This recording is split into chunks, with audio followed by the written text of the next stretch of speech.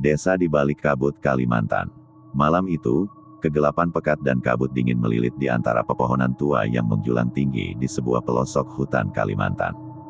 Jiwanya terasa asing. Rahmat, seorang pria kota yang sedang dalam perjalanan pulang dari pedalaman, menyetir mobilnya seorang diri.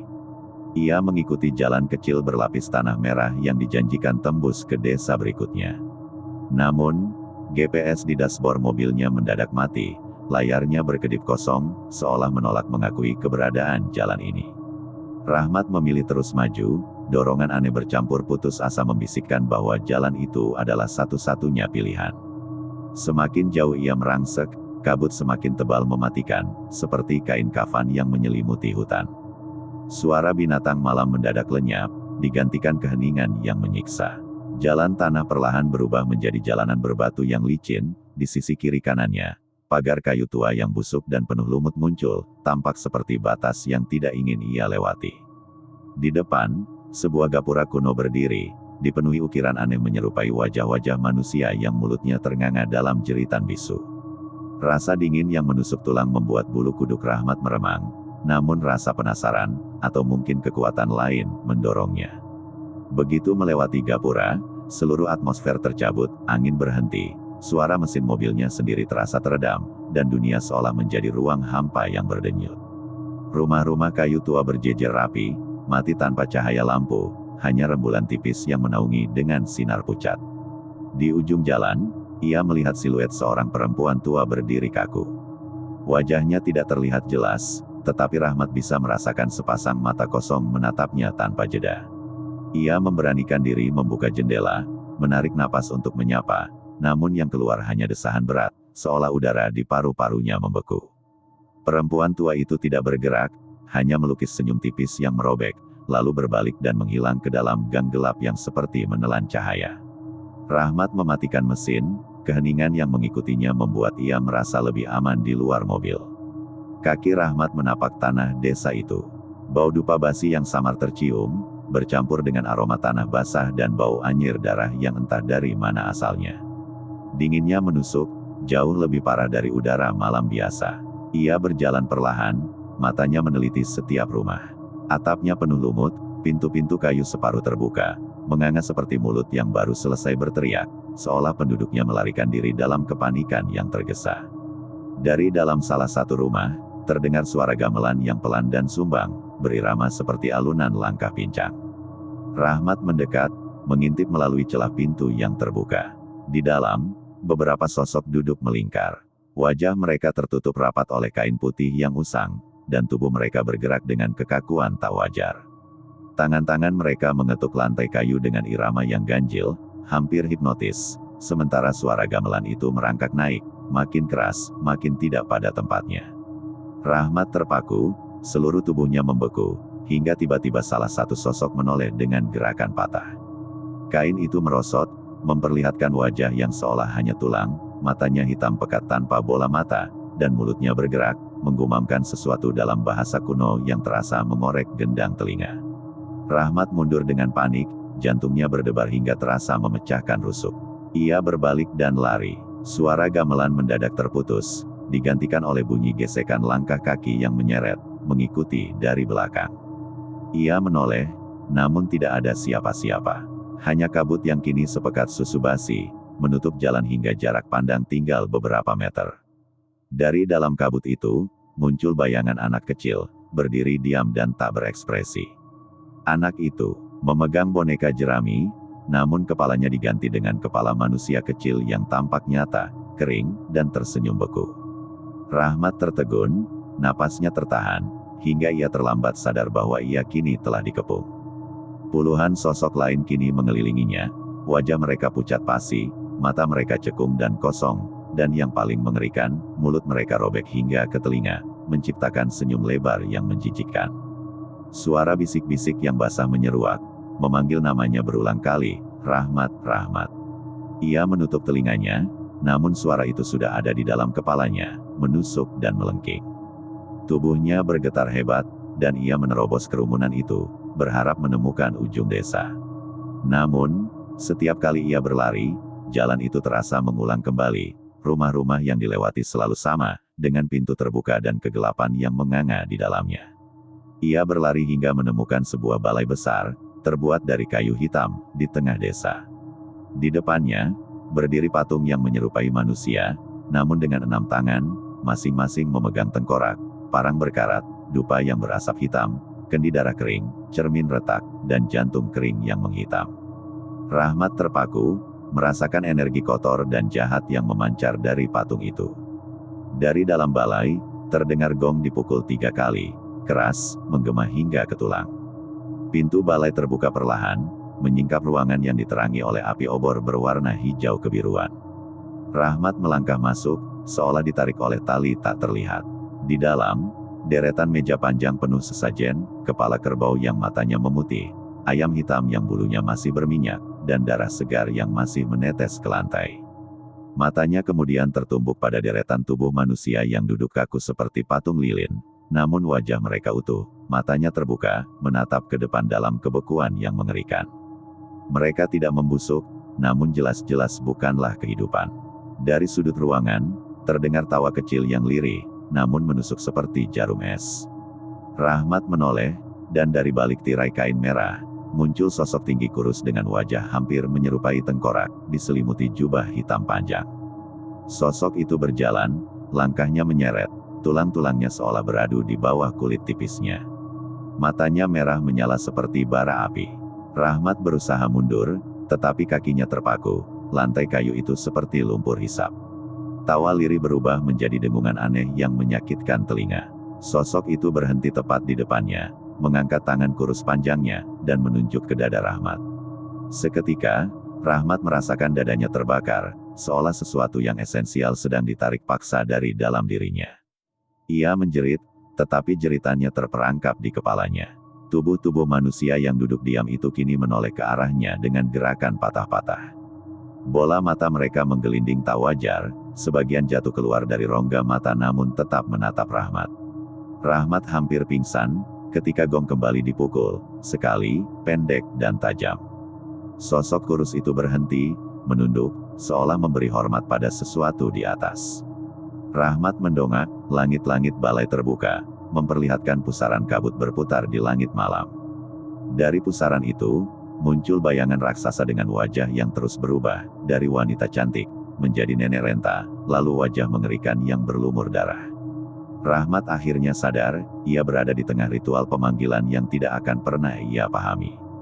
Suara mantra-mantra dalam bahasa kuno yang kering menyelimuti ruangan. Tubuh Rahmat terasa semakin berat, kesadarannya ditarik ke dalam pusaran. Dalam kepanikan, ia berhasil mundur, dan dengan amarah putus asa, ia berlari keluar, menabrak pintu kayu hingga terjatuh di jalan desa. Ia berlari tanpa henti, namun jalan desa terus memutar, kembali ke tempat yang sama. Dari salah satu rumah, terdengar tangisan perempuan yang menyayat hati, menariknya seperti magnet. Di dalam, seorang perempuan muda duduk di lantai, rambut panjang menutupi wajah. Ia memeluk bayi terbungkus kain putih yang sudah penuh noda merah darah. Perempuan itu mengangkat wajahnya, cantik, namun pucat, dengan mata hitam pekat tanpa pupil. Ia tersenyum, lalu membuka kain itu. Rahmat tersentak, yang dipeluknya adalah kepala manusia kecil yang kering, dan mulutnya bergerak-gerak, lalu berteriak nyaring seperti jeritan ribuan bayi yang tercebur dalam air mendidih. Rahmat menutup telinganya, berlari, muntah ketakutan. Jalan desa semakin gelap, kabut bercampur dengan bayangan hitam yang bergerak seperti asap di antara pepohonan. Ia merasa setiap langkahnya diikuti, diawasi, dan dihitung. Ia mengikuti suara gamelan yang kini berirama kidung kematian, hingga tiba di sebuah lapangan luas. Di tengah lapangan, terdapat pohon besar tua dengan akar-akar yang menjalar seperti urat raksasa. Di bawahnya, puluhan orang desa duduk bersila. Wajah mereka tertutup topeng kayu mengerikan, mulut robek, mata melotot. Mereka menyanyi, menciptakan harmoni mengerikan yang merobek pendengaran. Dari sela akar pohon, darah segar menetes, membentuk aliran kecil menuju ke tengah lapangan. Di sana, terdapat lubang besar seperti sumur tua, namun isinya adalah cairan hitam pekat yang tampak kental seperti oli kotor. Orang-orang bertopeng bergantian menuangkan sesajen ke dalamnya, ayam hidup, buah busuk, dan potongan tubuh manusia yang tampak segar. Rahmat menahan napas, mencoba mundur, namun akar pohon tiba-tiba bergerak cepat melilit pergelangan kakinya. Ia terseret, panik, berusaha melepaskan diri, namun lilitan itu semakin kuat. Orang-orang bertopeng serempak menoleh, lalu tertawa dengan suara serak yang bukan suara manusia. Topeng-topeng itu perlahan melekat ke wajah mereka, seolah kayu itu menyatu menjadi kulit hidup. Rahmat berteriak, akar menyeretnya semakin dekat ke sumur hitam itu. Dari dalam sumur, muncul gelembung, lalu tangan hitam berlendir meraih keluar. Bau busuk yang luar biasa menyengat, membuat Rahmat hampir pingsan. Ia berhasil meraih batu tajam, menghantam akar yang melilit kakinya. Akar itu mengerang seperti hewan terluka, lalu melepaskannya. Rahmat bangkit, lari tak tentu arah. Ia tiba di jembatan kayu kecil di atas sungai yang airnya hitam dan kental, seperti darah bercampur lumpur, mengeluarkan bau busuk menusuk hidung. Di seberang, seorang kakek tua duduk di kursi bambu, menghisap rokok daun. Rahmat mendatanginya, terengah, memohon bantuan. Kakek itu menoleh, wajahnya penuh keriput, tapi matanya kosong, tanpa bola mata. Bibirnya bergerak, namun yang keluar adalah desisan panjang, seperti ular raksasa.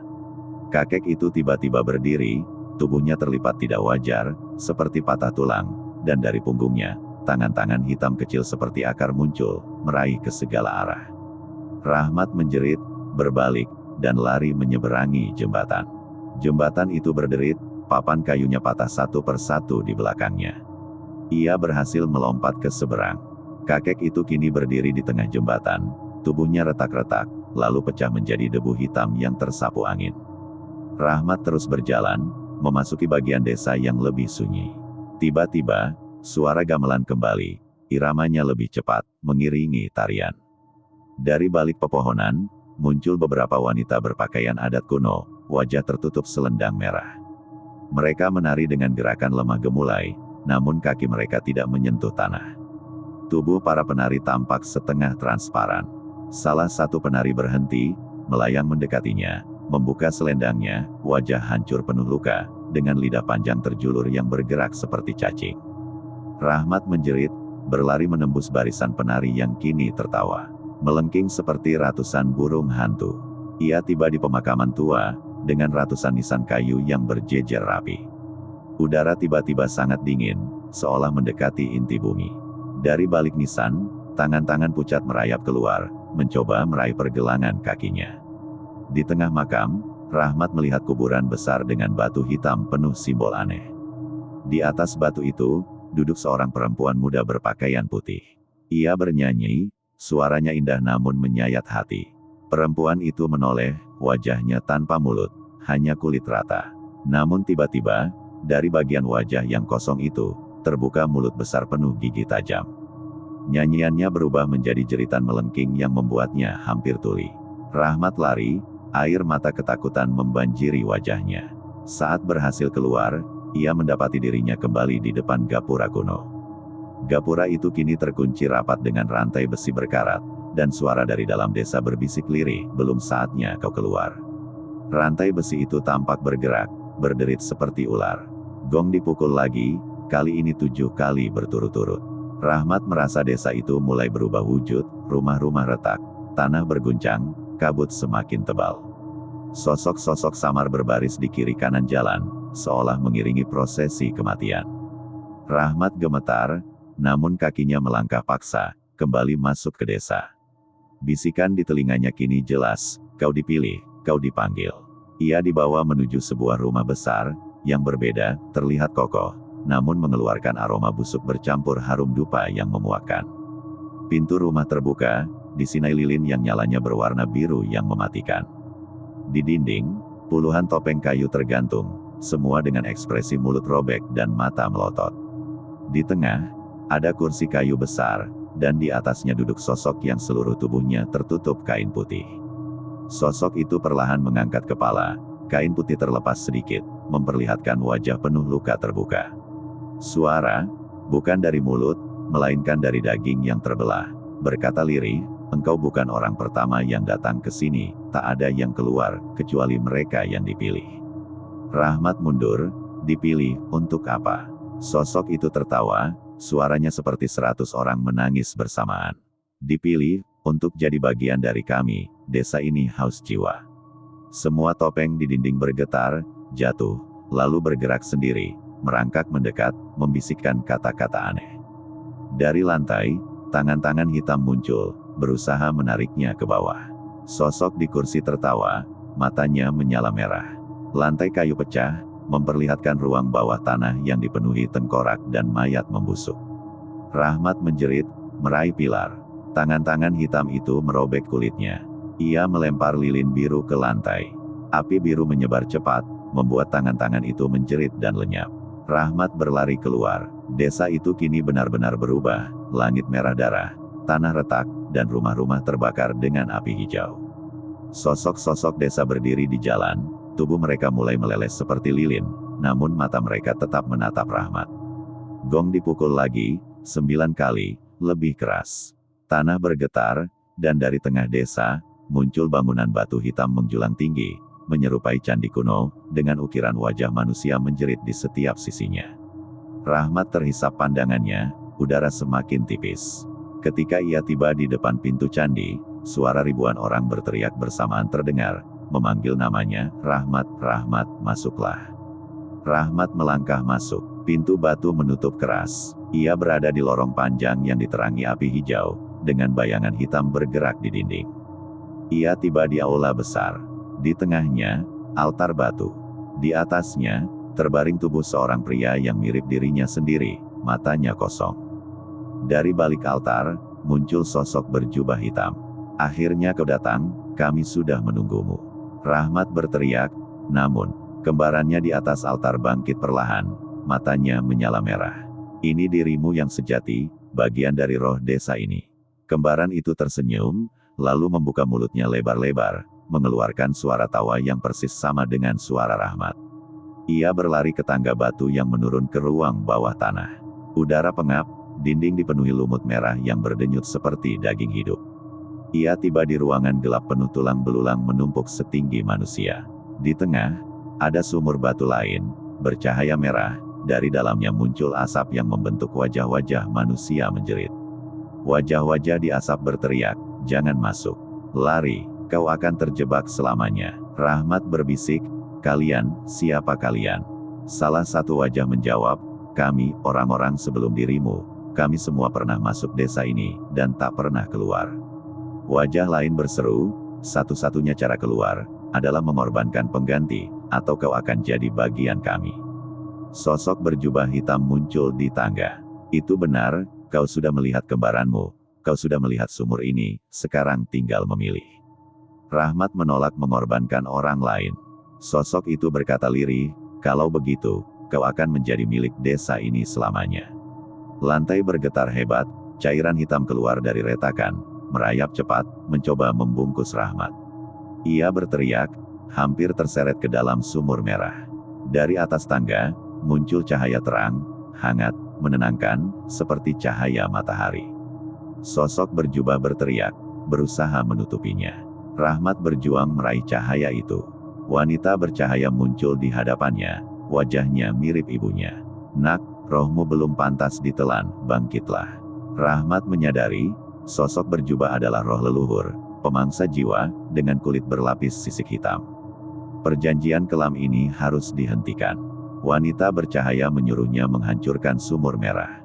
Rahmat mengambil obor, melompat ke pinggiran sumur, dan melemparnya ke dalam.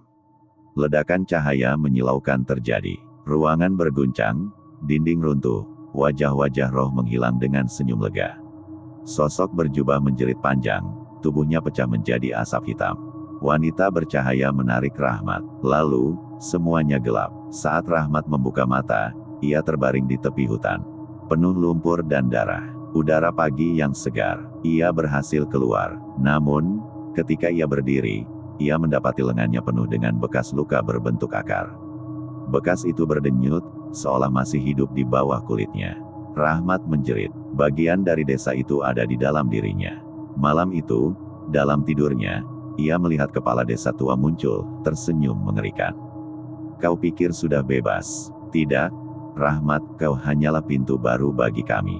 Rahmat terbangun dengan teriakan. Akar di lengannya tumbuh lebih panjang, merambat ke dadanya. Ia sadar, desa gaib itu tidak hancur. Ia membawanya keluar bersama dirinya. Suara bisikan mulai terdengar di telinganya lagi. Malam itu, Rahmat sadar, ia bukan penyintas. Ia adalah pewaris baru dari desa gaib yang menantinya untuk menyelesaikan lingkaran setan.